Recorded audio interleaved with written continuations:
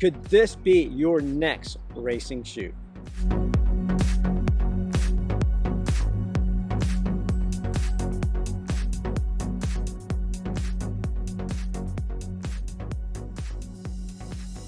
Hey everybody, and thanks for tuning in. So we're here to review the new Saucony Endorphin Pro. We here at Big Peach Running Company were lucky enough during the marathon trials to partner up with Saucony. So we've had this shoe since the end of February. I was able to actually get my hands on this and run on it on March 1st for the Publix half marathon. And I gotta say, I'm impressed with this. And here's a couple things to kind of consider. It is very lightweight. It has a very open, airy upper. So it's very breathable, and when I ran, it was very cold on that March morning, but felt very comfortable. I never felt like it was too cold. Very breathable, very lightweight. It does have a kind of attached gusseted tongue, which kind of helps keep that tongue secure. So overall, I really like this shoe, and straight out of the box, I went out and ran 13.1 miles, and that's not something that we would normally recommend, but I was really wanted to test this shoe straight out of the box, see how it kind of felt. And I gotta say, there's some things I liked about it. A couple things that maybe in my first run I should have maybe done a couple practice runs beforehand to get used to it, and would have made my run and my marathon a little bit more enjoyable. But let's get to it. So here's some things to think about. Okay, so I went out, did 13.1 miles. The shoe felt a little bit loose on the back of my heel, so I ended up lacing it fairly tight. In doing so, in those later miles, as my foot began to swell, I started feeling pressure on the top of that foot. So that's one of the things that was like the only real drawback was this heel slippage here in the back. As you can see, I have now laced it using this, I guess it's a runner's loop, where you use that extra hole in the back to help kind of secure and tighten this heel collar in the back. And that has worked very well for me. So I've put in now over probably 25 miles in this particular shoe. And it's been very good. It's cushioned, but I wouldn't say that it's overly soft. It's responsive without feeling too firm. And it's a nice balance between the two. So I think Saucony really nailed this.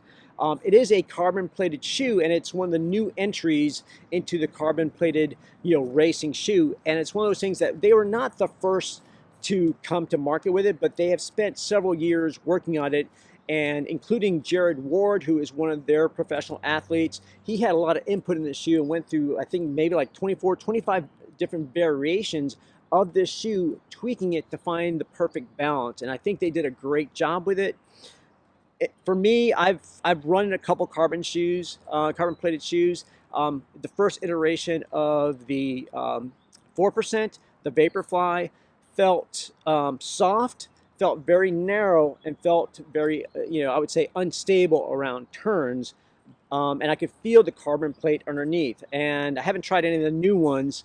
The most recent one prior to this that I ran a half marathon in January was the Hoka Carbon X. And it's a good shoe. It feels very responsive. It just didn't have that nice soft feeling that this does. So while I had a great race in January, some of the issues that I did have had to do more with nutrition.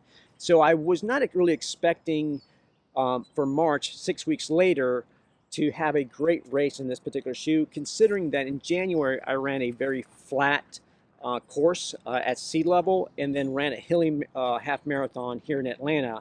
And I really ended up either running the exact same or almost close to it within a couple seconds, either over or under, from my January half marathon. And I owe that a little bit to the shoe, and I also owe it to better nutrition strategy, because I didn't start feeling sluggish towards the end. I was consistent throughout the entire race. The only issue I had, of course, like I said, was this on the top of the foot, where I felt a little bit of that pressure because I laced it too tightly. Haven't had that issue since. So they're using this foam Power Run PB. As you can see, it does have kind of an exposed midsole, but it does have this carbon rubber on it that does make it durable. One of the things that we asked Saucony about this was, how durable is this shoe? How many miles can you get in this particular shoe? And they, of course, weren't willing to come out and say, a specific number, and that's understandable because everyone's, mileage may vary. But considering some of these carbon plated shoes are designed strictly for race day. Some of them have even only been rated for maybe 50 miles, 50 to 100 miles. Saucony felt pretty confident that this shoe could outlast those, maybe pushing to 200 miles, which is actually pretty good considering the price. The price in this is $200, where most of these carbon plated shoes are coming in at $250, $275. So this is not a bad price for a shoe if you can get that mileage to up to, around 200 miles. Time will tell to see if it actually holds up, because this is a brand new release and we don't know yet, but it feels pretty good. Traction on this is good. I was able to run on some wet roads and had no issues. Great traction overall. It feels light. It feels comfortable. It disappears under your feet, and that's one of the first things that I noticed, is that as soon as I started running in it, it didn't feel very firm. It is a stiff shoe because it does have that carbon plate, but it doesn't feel quite as stiff and firm as you would expect from maybe another type of carbon plated shoe. So this felt very comfortable. From the moment you slipped it on, it felt comfortable. It felt like it really hugged your foot. The midfoot area here felt very secure with this upper.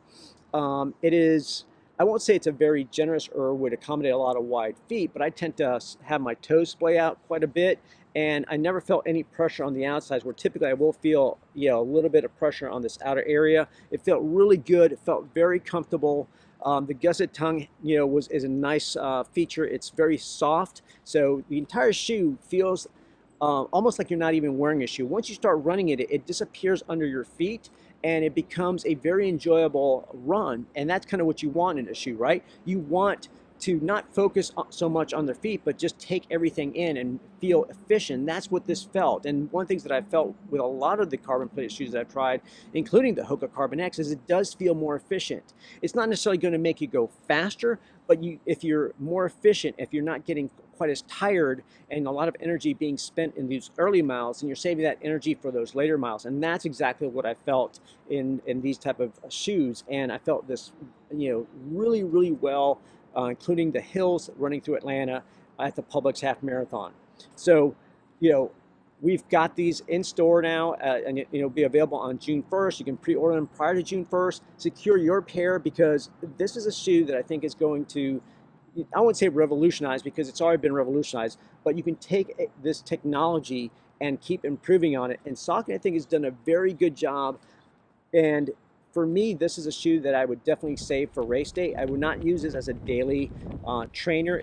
It feels good. I would want to use it as a daily trainer because it makes me feel like I'm running faster, and it makes me feel like I'm running more efficiently. However, at $200, this is not a shoe that I'm going to replace every couple of months. This is a shoe that I'm going to save for race day, and maybe for those days where I need to work on speed and I need a shoe that makes me feel fast to give me that confidence for race day. So the great thing about what Saucony's doing, and these shoes will come out in July, is the Endorphin Speed, which is pretty much the exact same shoe. The upper changed a little bit. Instead of using a carbon fiber plate, they're using a nylon plate, but the price drops to $160. So if you're not the type of individual that says, well, I need something really fast, I don't need to spend that kind of money, but I'd like to experience some of the benefits of a carbon plated shoe, then the Endorphin Speed might be a good option at $160. The next one is the Endorphin Shift, which is kind of a little bit more of a maximal type shoe. It is a 4mm drop, while these others are 8mm drops.